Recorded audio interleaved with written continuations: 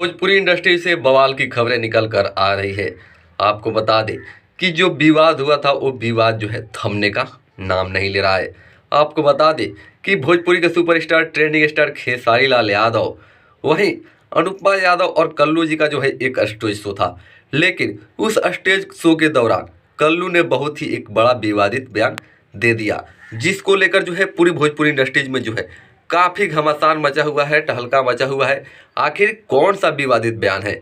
आपको बता दें कि किसी भी जाति को जो है आप टारगेट कर कर कोई भी गाना नहीं बना सकते और ना ही गा सकते। हाँ, बड़ाई करना हो तो कोई भी जाति हो कर सकते हैं, अपना हो कोई भी हो, लेकिन हिनाई किसी का भी नहीं कर सकते।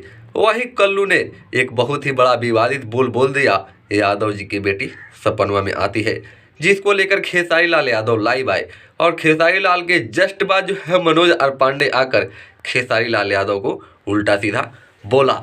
लेकिन कल्लू को एक बातें भी नहीं समझाया कि आखिर कल्लू तुम ऐसा क्यों किया, यादव समाज को गाली क्यों दिया, क्योंकि यादव समाज इतना कमज़ोर नहीं है भैया। कोई भी समाज हो कमज़ोर नहीं है, लेकिन इससे पूरी साबित होता है कि यादव समाज को जो है दबाने के लिए मनोज पांडे लाइव आकर फिर खेसारी लाल यादव को टारगेट किया। लेकिन आपको बता दें कि ऐसा कभी नहीं करना चाहिए। कल्लू को भी समझाइए, जहां समझा रहे हैं आप वहां कल्लू को भी समझाइए, खेसारी लाल यादव को भी समझाइए। लेकिन कल्लू को कुछ भी नहीं बोला और खेसारी लाल यादव को टारगेट करता रहा।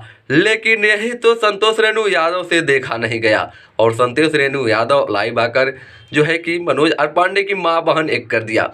बहुत ही गंदी गंदी गालियां दिया। आपको बता दें कि फेसबुक लाइव उसका देखेंगे और यूट्यूब पर भी बहुत सारा जो है वीडियो उसका अपलोड है।